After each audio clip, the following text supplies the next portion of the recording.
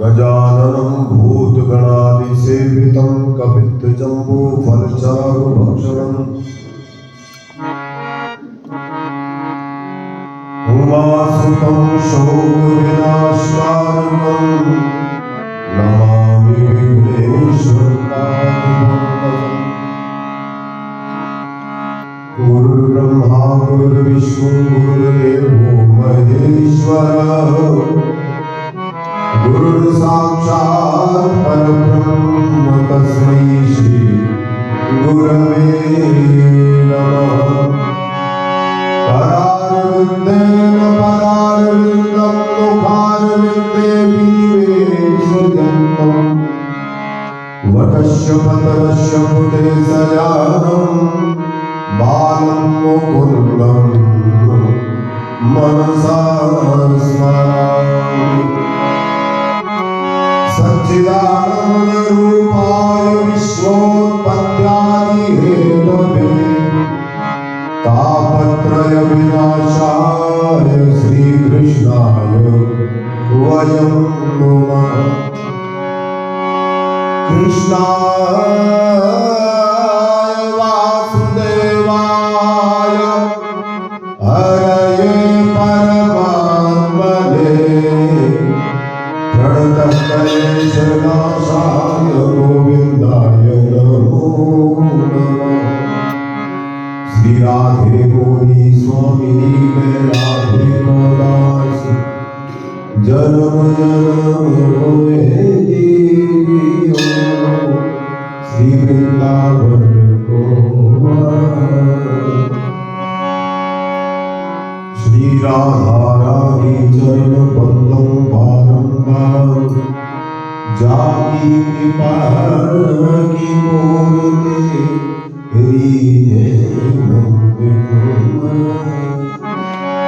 राधे मोरी बात है पिता मोर घनश्याम इन दोनों के चरणों में मेरा कोटि कोटि प्रणाम। वृंदावन बिहारी लाल की श्री कृष्णचंद्र भगवान की नंद के लाला की सदगुरुदेव महाराज की सत्य सनातन धर्म की। श्री राम जय राम जय जय राम श्री राम जय राम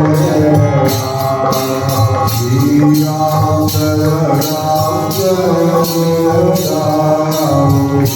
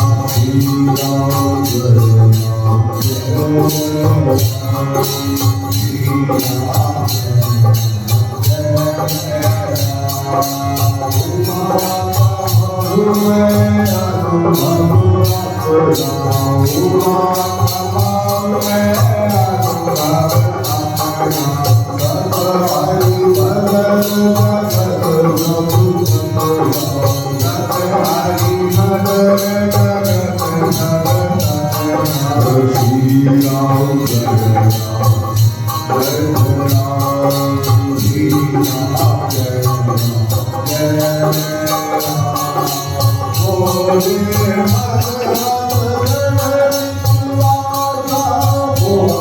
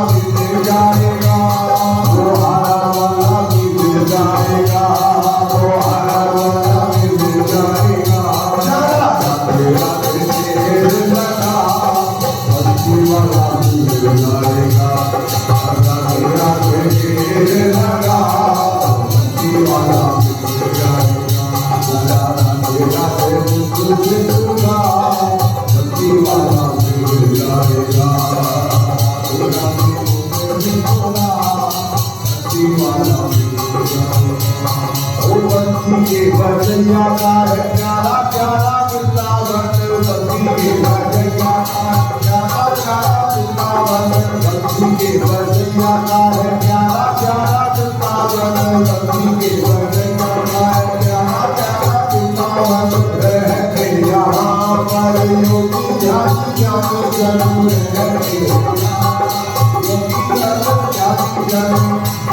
और जीवन दिया है लुटा बंसी वाला भूल जाएगा जीवन दिया है लुटा बंसी वाला भूल जाएगा तेरा दुख दिलगा बंसी वाला भूल जाएगा तेरा भी दुख दिलगा बंसी वाला भूल जाएगा ओ बंसी वाला लाला ठाकुर बिहारी जी बंसी वाला ठाकुर बिहारी जी बंसी वाला लाला ठाकुर बिहारी जी बंसी वाला ठाकुर बिहारी जी कर लो सेवा गुरुना लोगी दानी जी कर लो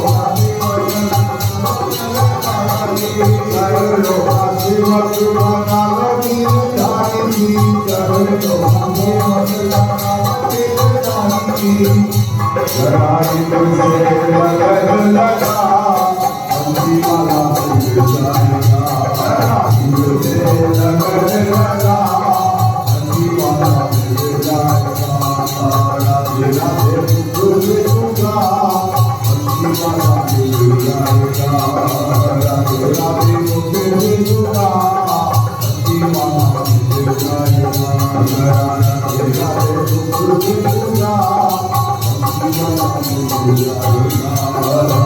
राधे भूल दूंगा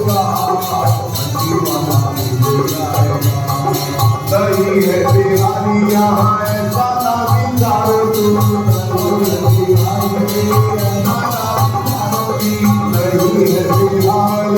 ऐसा ना विचारो तुम नहीं है बिहारी कहीं ना कहीं मिलेंगे प्रेम से पुकारो तुम कहीं ना कहीं मिलेंगे जीवन सफल बना बंसी वाला भूल जाएगा जीवन सफल बना बंसी वाला भूल जाएगा बंसी वाला भूल जाएगा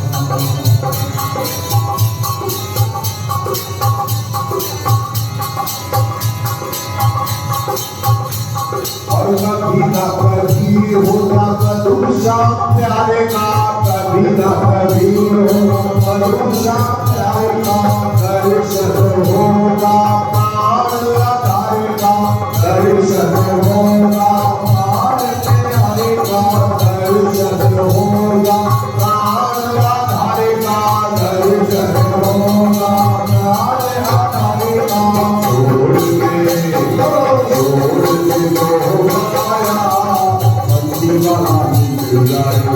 जब छोड़ माया बंसी वाला मिल जाएगा जब छोड़ माया बंसी वाला मिल जाएगा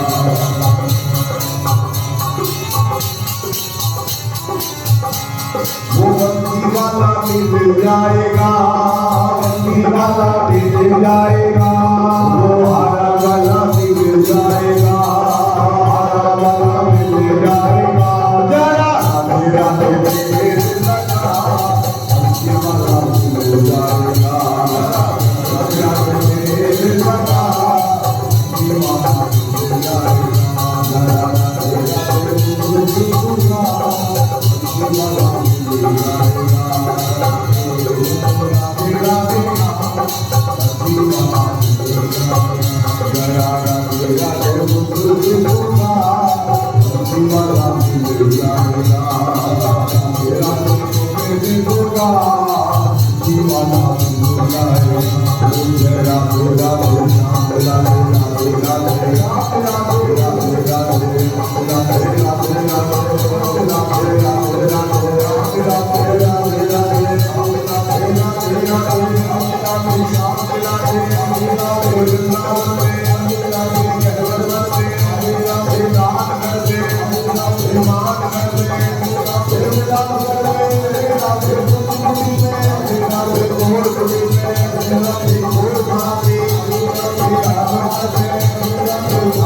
वाला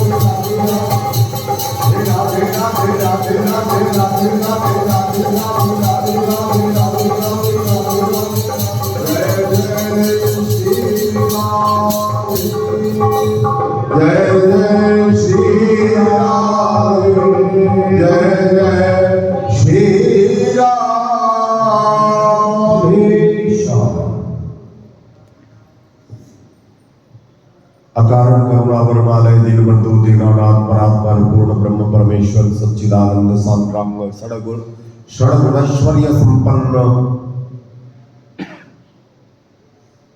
सबके हृदय की अनंत गहराइयों में विराजमान भगवान श्री राधा कृष्ण की पूर्ण अनुकंपा से, पूर्ण कृपा से कार्तिक महात्म्य की जो कथा, कार्तिक व्रत जो आप लोगों ने धारण किया है, आज लगभग उसके मध्य में आप पहुंच रहे हैं। कुछ लोग दीपावली आज की मना रहे हैं, कुछ लोग कल की मना रहे हैं, ऐसा कुछ लोगों का वो चल रहा है। मेरा तो इस बारे में एक ही कथन है कि अब जो है हमारे गुरु से एक बड़े गुरु और उत्पन्न हो गए, जिसको हम गूगल गुरु कहते हैं। आजकल लोग ज्योतिषियों की बात नहीं मानते, विद्वानों की बात नहीं मानते, जो गूगल ने कह दिया है उसकी बात को मानते हैं। अब उसके वजह से हमारे दो त्योहार होने लग गए। कुछ लोग आज का त्योहार मना रहे हैं, कुछ लोग आप भी उनमें से बैठे होंगे, वो भी आज का मना रहे होंगे। मंदिर की तरफ से घोषणा बेशक कल की है, लेकिन कुछ लोग आज भी दीपावली मना रहे हैं। दीपावली के मनाने में विशेष रूप से ये आता है, हम जो बचपन से सुनते आए हैं, जो शास्त्रों में पढ़ा है, जो शास्त्रों का कथन है, जो निर्णय सिंधु, धर्म सिंधु आदि के जो हमारे यहाँ धर्म के बारे में जो निर्णय, त्योहारों के बारे में जो निर्णय होता है, या किसी भी तिथि का निर्णय होता है, हमारे यहाँ दिन के रात के 12 बजे, दिन के 12 बजे के बाद ये तिथि लग गई, वो तिथि लग गई, अब शाम को दीपावली पूजन करेंगे तो वो तिथि होगी ही नहीं। तो ऐसी भ्रांतियां पैदा कर करके हमारे त्योहारों को तोड़ा जा रहा है। आज हर त्योहार 2 त्योहार मनाए जाते हैं, आज भी है जी और कल भी है। अब बताने वालों ने भी ऐसा ही शुरू कर दिया जी, आज भी है और कल भी है। तो आदमी स्वतंत्र हो गया कि आज करना है कि कल करना है। धर्म जो है स्वतंत्रता का विषय नहीं है, धर्म जो है एक परंपरा का विषय है, और जो रीति रिवाज हमारे शास्त्र के अनुसार चले आ रहे हैं, उनके अनुसार हम किसी भी तिथि को, त्योहार को मनाते हैं। अब रही बात दीपावली की, दीपावली के बारे में, अमावस्या को मनाए जाने वाला एक प्राचीन काल से एक त्योहार है। दीपावली हमने केवल दीपोत्सव बनाना तब से शुरू किया जब से भगवान श्री राम अयोध्या में 14 वर्ष का वनवास पूर्ण करके जब वो वापस अयोध्या में लौटे, तो अयोध्या वासियों को एक बहुत बड़ा आनंद उत्सव हुआ, और जो लोग अपने हृदय में उनके दर्शन की दीप जला करके बैठे थे, दीप संजो करके बैठे थे, आज उन दीपों की मालिका यानी दीपोत्सव, दीपमाला करने का समय अयोध्या वासियों का आ गया, और उन्होंने दीपोत्सव किया। तब से दीप जलाने की प्रथा हुई। लेकिन अमावस्या तो उससे पहले भी सतयुग में भी आती थी, और सतयुग में भी दीप दिवाली और देव दिवाली, दोनों के दोनों दिवालियों का वर्णन जब भगवान शंकर ने त्रिपुरासुर का वध किया, तो उसके बाद में देव दीपावली मनाए, और वो भी कार्तिक के महीने में देव दीपावली भी आती है और मनुष्यों की दीपावली भी आती है। मनुष्यों की दीपावली तो कल है, मैं आज तो कहता नहीं कल है, मनुष्यों की दीपावली तो कल है, मानव जो मना रहे, और देवताओं की दीपावली वो पूर्णमासी को 5 तारीख को शायद जो है ना वो हो रही है।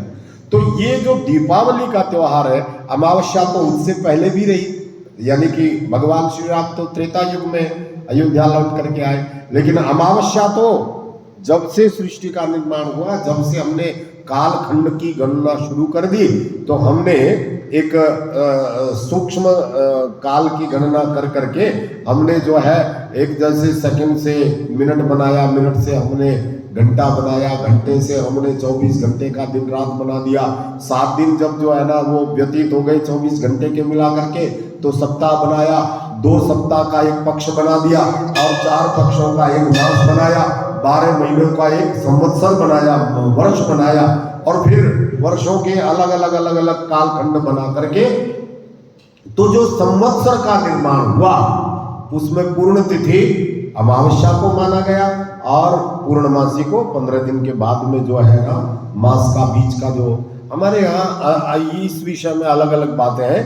पूर्णमासी को पूर्ण तिथि नहीं माना जाता, मासी वो केवल चंद्रमास का पूर्ण है।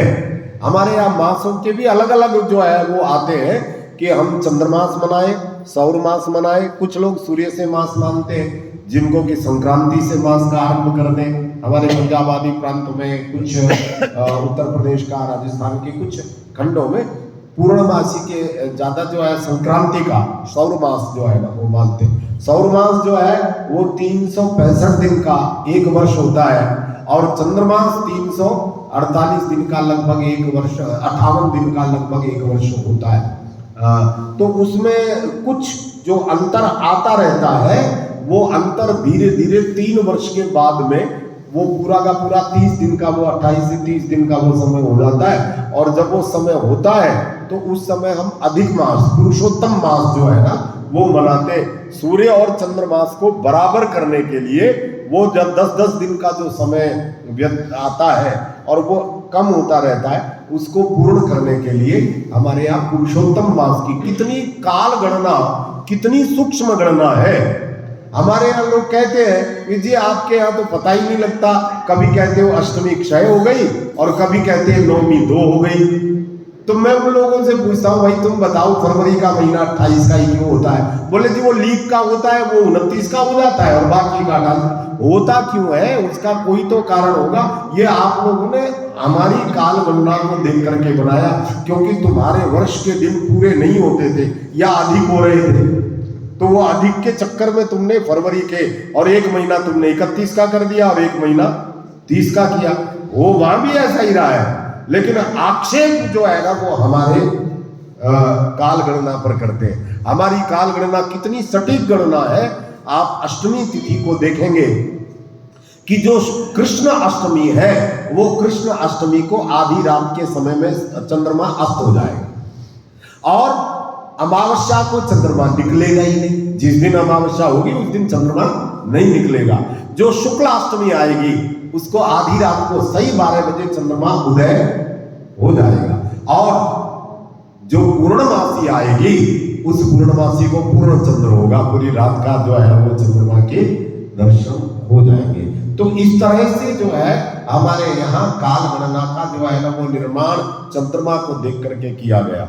अब उसमें अमावस्या जो तिथि आई वो हमारे यहाँ ऐसा नहीं है, सूर्य के मुख से त्योहार मनाने का हमारे यहाँ विधान होता था शुरू से ही। जो तिथि सूर्य के मुख से उत्पन्न होगी उस तिथि में पूरा का पूरा दिन व्रत, उपवास, नियम, स्वाध्याय, तीर्थ, जप, तप, दान, स्नान आदि की व्यवस्था उस तिथि में होती थी जिसमें कि सूर्य उदय होता है। अब आज तो सूर्य का जो तिथि का जो वो हो रहा है वो 3:11 के बाद में लगभग अमावस्या का आरंभ हो रहा है। तो 3 बजे तक तो अमावस्या है नहीं, तो 3 बजे तक अमावस्या नहीं है और दीपावली अमावस्या को होता है, त्योहार को दीपावली अमावस्या का ही है। दूसरी बात, अमावस्या की जो तिथि है उसका स्वामित्व यदि किसी के पास में, मतलब उसके कोई देवता है, तो वो देवता कौन है? जैसे अष्टमी की देवी जो है माँ भगवती को हम स्वामी मानते हैं, एकादशी भगवान विष्णु के लिए मानते हैं। तो अमावस्या जो तिथि है उसके स्वामी है पितृ देवता। जो पितृ देवता है, अर्यमा आदि जो देवता है जो पितरों के स्वामी होते हैं, अर्यमा, विश्वदेव और कव्य वाणवानल जो देवता है, पूषा है, अर्यमा है, ये पितरों के 4 देवता हैं। जो चारों देवता जो है वो कौन है? पितरों की इस तिथि के स्वामी यदि कोई है, मालिक यदि कोई है, तो वो कौन है? पितृ देवता है। और पितरों का जो समय हमारे दिन में निश्चित किया गया है वो 11:30 बजे से लेकर के और 1 बजे तक का जो समय है वो पितरों का है। यदि इस समय में भी अमावस्या आती है तो हम फिर भी मान सकते हैं कि अमावस्या आज की। अब पितरों की जो समय काल है उसमें भी वो अमावस्या आज की नहीं है, तो फिर जो है अमावस्या आज की कैसे मनाए? चलो इस बात को भी मान लें कि कल दीपावली के समय पर रात्रि को जब हम पूजन करेंगे तो उस समय अमावस्या नहीं होगी, तो अमावस्या में ही पूजन करना थोड़ी है। आप एकादशी यदि आज मान के चलिए, आज एकादशी है और एकादशी 1 घंटा है, तो आप 1 घंटा व्रत करके तो भोजन नहीं कर लेंगे ना। आपको पूरा का पूरा दिन जो है ना उपवास रखना पड़ेगा और पूरा उपवास रख करके अगले दिन ही आप उसका पारायण द्वादशी में करेंगे। आप कहें कि नहीं जी एकादशी तो 12 बजे तक है, 12 बजे के बाद हम भोजन कर लेंगे, तो वो तो कोई औचित्य बना नहीं, उस व्रत का क्या जो है ना लाभ हुआ। और तीसरी बात, यदि दीपावली का जो है ना वो पर्व आरंभ हो रहा है और उसमें प्रदोष यदि काल आ जाए तो प्रदोष काल व्यापिनी दीपावली हमें मनानी चाहिए। लेकिन यहाँ एक और कंफ्यूजन उत्पन्न हो गया कि कंफ्यूजन ये हुआ कि प्रदोष काल भी दोनों दिन है।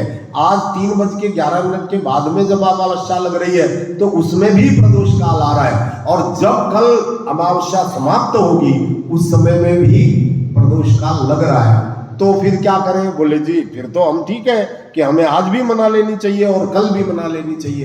बोले नहीं, यदि दोनों दिन प्रदोष, जिस तिथि में सूर्योदय में जो अमावस्या या कोई भी तिथि आरंभ नहीं होती है और दोनों तिथियों में आज भी है और कल भी वही तिथि है, तो दोनों तिथियों में यदि प्रदोष काल आ रहा हो तो जिस तिथि में सूर्योदय हो रहा हो उस तिथि में यदि प्रदोष काल आए तो उस तिथि में हमें अमावस्या का मनाना जो है हमें मनानी चाहिए।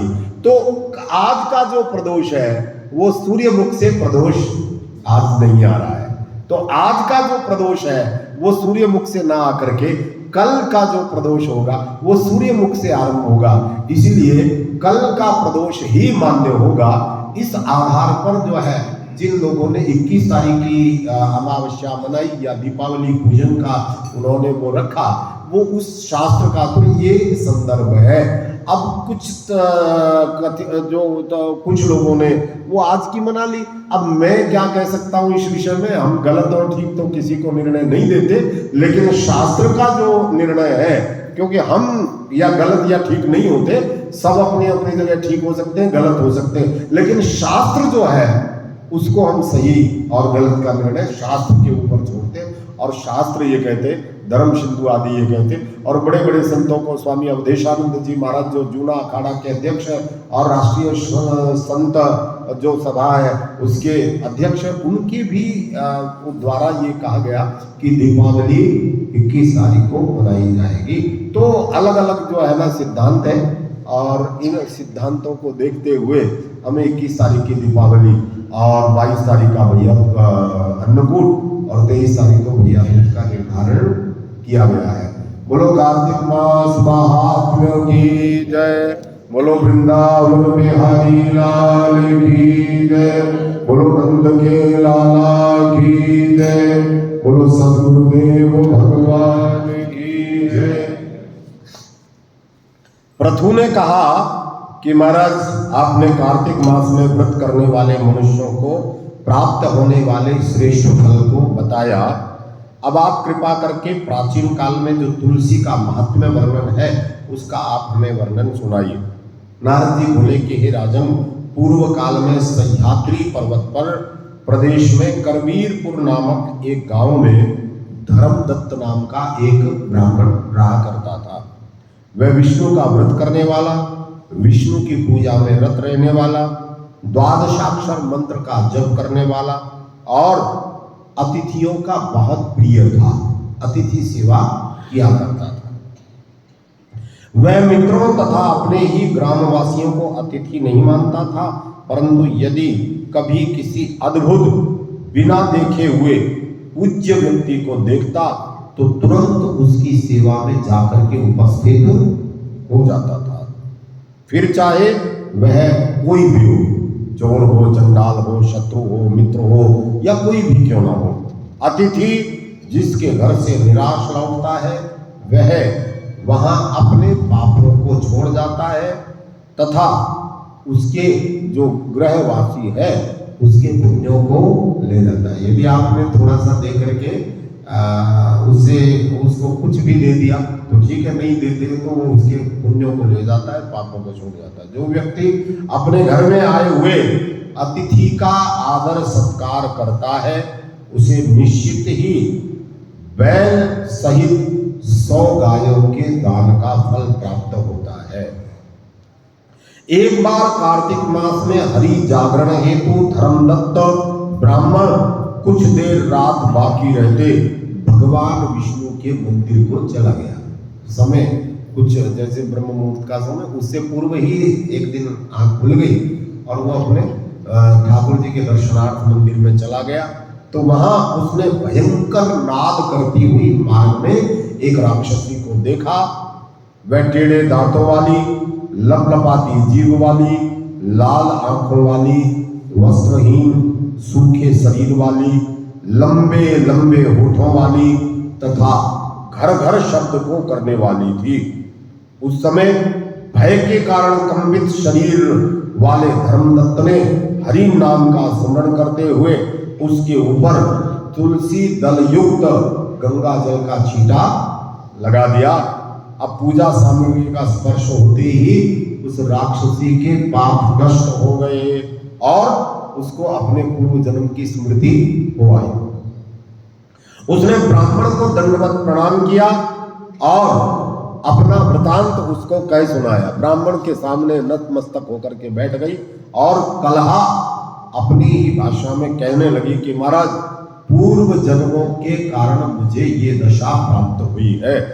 हे ब्राह्मण, अब आप बताइए कि मुझे किस श्रेष्ठ गति किस प्रकार मुझे प्राप्त होगी। अब मुझे श्रेष्ठ गति कैसे प्राप्त होगी? धर्मदत्त बोला कि किस कारण से तुमको ये अवस्था प्राप्त हुई, पहले मुझे ऐसा बताइए। मैं तब कलहा बोली कि हे ब्राह्मण, सौराष्ट्र नामक नरक में भिक्षु नाम का एक ब्राह्मण रहता था। मैं उसकी पत्नी थी। मेरा नाम कलहा था। मेरा स्वभाव अत्यंत निष्ठुर था। मैंने अपने पति को कभी भी वचनों द्वारा प्रसन्न नहीं किया। उनको कभी मिष्ठान्न, पेय पदार्थ तथा फल आदि कभी भी उनको नहीं दिए। कलह प्रिया होने के कारण मैं सदैव चिंतित बना रहता था। अतः मेरा पति किसी अन्य स्त्री से विवाह के बारे में सोचने लगा। उसने सोचा कि ये तो दुष्टा है, तो उसने सोचा ही था। हे ब्राह्मण, तब मैंने जब ये सुना कि मेरा पति किसी दूसरी स्त्री से विवाह करना चाहता है, तो मैंने विष खा करके आत्महत्या कर ली। यम के दूत मुझे बांध करके ले गए। यम ने मुझे देख करके चित्रगुप्त से पूछा। चित्रगुप्त ने मेरे शुभ अशुभ कर्मों को गिनाना शुरू किया और कहा कि महाराज, शुभ कर्म तो इसने यही नहीं, ये झूठ बोलने वाली, कलह प्रिया, पति के साथ सामने झूठ बोलने वाली, पति का अनादर करने वाली, तिरस्कार करने वाली और कभी भी पति को मीठा भोजन बना करके नहीं देती थी। यह तिरस्कृत सी होकर के अलग बैठी रहती थी, अपने पति से द्वेष करती थी। हे प्रभु, इसे विष्ठा खाने वाली शूकरी की योनि दे देनी चाहिए, जिससे, क्योंकि ये जिस पात्र में भोजन बनाती थी उसी पात्र में भोजन खा लेती थी, इसीलिए इसे शूकरी योनि में डाल दिया जाए। और उसके बाद जब उसकी शुक्री योनि समाप्त हो जाए तो इसे बिल्ली की योनि में छोड़ देना चाहिए, और ताकि यह अपने ही संतान को भक्षण करने वाली बन जाए, क्योंकि इसने केवल भोजन अपने लिए बनाया और जो स्वादु भोजन था वो अपने लिए और पति के लिए जो जैसा है वैसा खा लो है। तो इस प्रकार से और इसने आत्महत्या की। अतः आत्महत्या करने वाले को प्रेत का शरीर दे देना चाहिए और अंत में इसे प्रेत योनि में धकेल दिया जाए। इस तरह से भूख प्यास से नित्य दुखी होकर के अपने कर्मों से पीड़ित हो, एक बार मैं किसी वैश्य के शरीर में प्रवेश करके दक्षिण देश में कृष्णा तथा वेणी नाम के संगम में पहुंच गई। जैसे ही मैं तट पर पहुंची वैसे ही मुझे उस वैश्य के शरीर से शिव तथा विष्णु के दूतों ने बलपूर्वक बाहर खींच लिया। उसके बाद मैंने भ्रमण करते हुए यहाँ देखा, तुम्हारे हाथों में तुलसी दल और गंगा जल का स्पर्श पा करके मुझे मेरे पूर्व जन्म की स्मृति हो आई और मेरे पाप दूर हो गए। अतः अब तुम मुझे इन योनियों का कैसे निवारण होगा और मेरी गति कैसे होगी, तो आप मुझे बताइए। धर्मदत्त बोला कि तीर्थ दान आदि व्रतों के से पाप नष्ट हो जाते हैं, परंतु प्रेत शरीर में रहते हुए उन्हें किया नहीं जा सकता। प्रेत शरीर में रह करके तुम तीर्थ दान जप तप आदि नहीं कर सकती हो। तुम्हें देख करके मेरा मन खिन्न है। तुम्हारा यह प्रेतत्व तो और भी अधिक भयानक है। तुम्हारा पाप अल्प और पुण्य दूर दूर तक तुम्हारा दिखाई नहीं दे रहा है। अस्तु, मैं जीवन भर के कार्तिक मास का व्रत जो मैंने व्रत किया है वो व्रत मैं आपको समर्पित करता हूं। इस तरह से कार्तिक मास के पुण्य के प्रताप से जो मैंने व्रत किया है उसका आधा भाग मैं तुम्हें देता हूं। कार्तिक व्रत के पुण्य के अलावा इस व्रत की कोई और बराबरी नहीं कर सकता है। तब वह प्रेत योनि से मुक्त होकर के प्रज्वलित अग्नि के समान दिव्य रूप तथा लक्ष्मी के समान सौंदर्य को प्राप्त होकर के दंडवत प्रणाम करती हुई, ब्राह्मण को प्रणाम करती हुई गदगद वाणी से इस प्रकार बोली। कलहा ने कहा, हे द्विज श्रेष्ठ, आपकी कृपा से मुझे नरक से मुक्ति मिली है।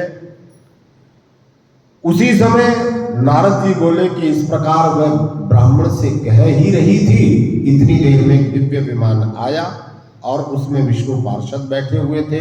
उन्होंने उस कलहा को विमान में बैठाया और विमान को देख करके धर्मदत्त ने आश्चर्यचकित हो पृथ्वी पर लेट करके उन दूतों को प्रणाम किया। तब उन दूतों ने पुण्यशील सुशील ने ब्राह्मण को उठा करके प्रणाम करते हुए अभिनंदन करते हुए उनसे कहा, हे द्विज श्रेष्ठ, तुम भगवान विष्णु की भक्ति में लगे रहते हो, तुम दीनों पर अनुकंपा करने वाले हो, तुम विष्णु व्रत परायण हो, तुम धन्य हो। तुमने जो व्रत किया उसका आधा पुण्य इस कलहा को दे दिया। अतः उस व्रत का पुण्य जो दिया वो तो दिया, लेकिन उस परोपकार के कारण तुम्हारा पुण्य भी दुगना हो गया और इस कलहा को भी मुक्ति की प्राप्ति हो गई। अतः हे विप्र, तुम्हारी कृपा से ही इस पापिनी को विमान में बैठे हुए हम पुण्य श्लोक इस पापिनी को वैकुंठ में ले जा रहे हैं। धर्मदत्त, तुमने भक्ति पूर्वक श्री विष्णु का आराधन किया है, अतः वे तुम्हें भी अपना सानिध्य प्रदान करेंगे। कई सहस्र वर्षों तक तुम्हारी 2 स्त्रियां होंगी। फिर पुण्य समाप्त होने पर जब तुम पृथ्वी पर आओगे तो उस समय सूर्यवंश में उत्पन्न विख्यात राजा बनोगे और तुम्हारा नाम दशरथ होगा और तुम्हारी जो 2 पत्नियां होंगी उसमें तुम्हारे पुण्य के अर्ध भाग को पाने वाली यह कलहा भी तुम्हारी तीसरी पत्नी बनेगी, जिसका नाम केकई होगा। उस स्त्री के रूप में ये तुमको मिलेगी और वहां भी तुम्हें भगवान विष्णु का सानिध्य प्राप्त होगा। इति श्री पद्म पुराण अंतर्गते कार्तिक मास महात्म्ये कलहा धर्मदत्त उपाख्यान नामो अध्याय। श्री हरये नमः। बोलो कार्तिक मास महात्म्य की जय। बोलो वृंदावन बिहारी लाल की जय। नंद के लाला की जय।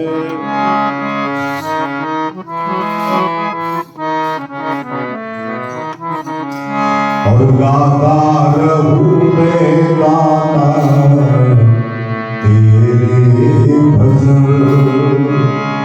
गाता रहूं मैं गाता तेरे भजन,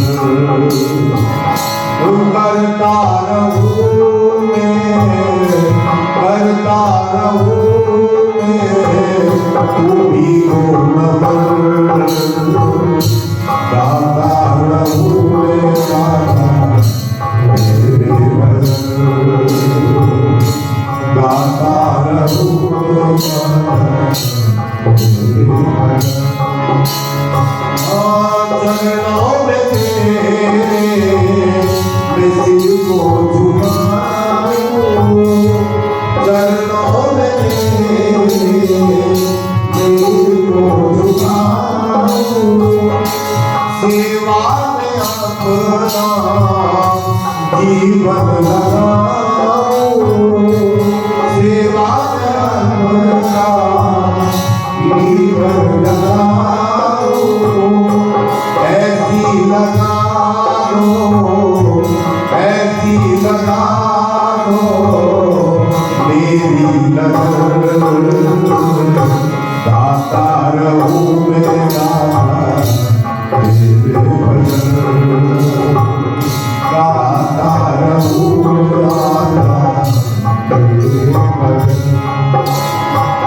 तेरे नाम का अमृत पीता रहूं मैं, तेरे नाम का अमृत पीता रहूं मैं, तेरे नाम से ही जीता रहूं मैं, तेरे नाम से ही जीता रहूं।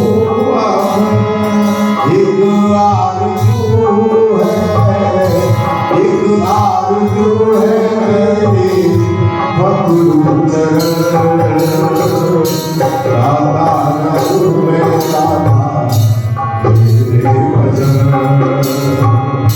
गाता रहूं मैं गाता तेरे भजन,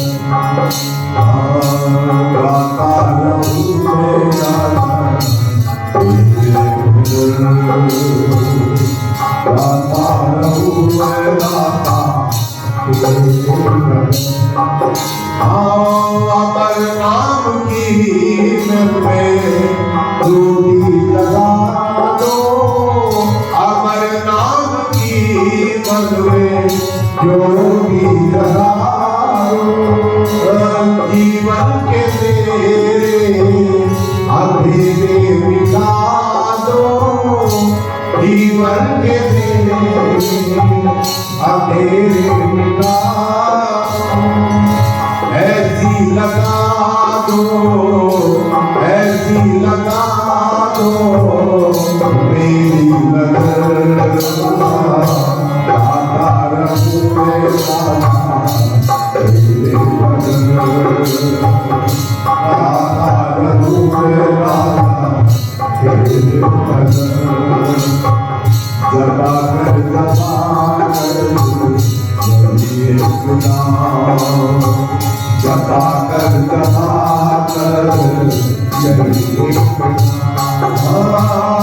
श्री राम जय राम, श्री राम जय राम, जय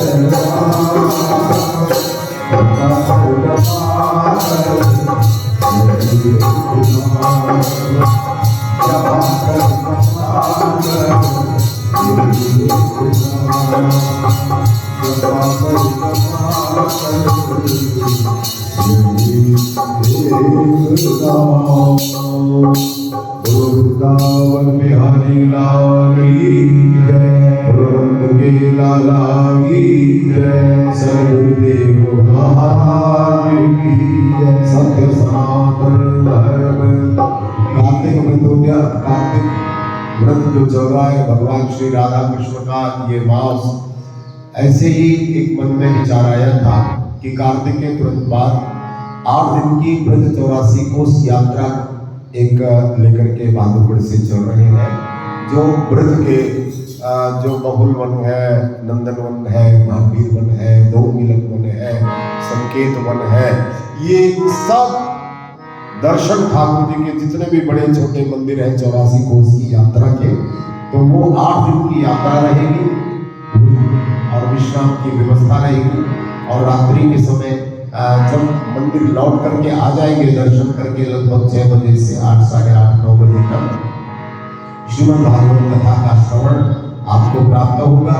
तो जो भक्त लोग व्रत यात्रा करना चाहते हैं, 84 कोस जीवन की यात्रा, 84 लाख योनियां जो मनुष्य को मिली है, उनसे बचने के लिए 84 कोस की यात्रा, एक कोस की यात्रा 1 लाख हमारी जो योनियां हैं उनसे मुक्त करके हमें गोविंद से ठाकुर से जोड़ती है। तो वो यात्रा लगभग नवंबर के महीने में 8 से 12 नवंबर के बीच में वो यात्रा होगी। तो आप लोग जो भी इस यात्रा में सम्मिलित होना चाहें वो कृपया एक बार पहले सूचित कर दें। बोलो बाके बिहारी लाल की जय। इतना विस्तृत से बता दिया कि दीपावली कल की है। अब कोई संशय नहीं होना चाहिए। जो ज्ञान बताया वो गूगल भी नहीं बता सकता, वो क्या क्या तर्क संगत बताया। तो ये 4 दिन है हमारे। आज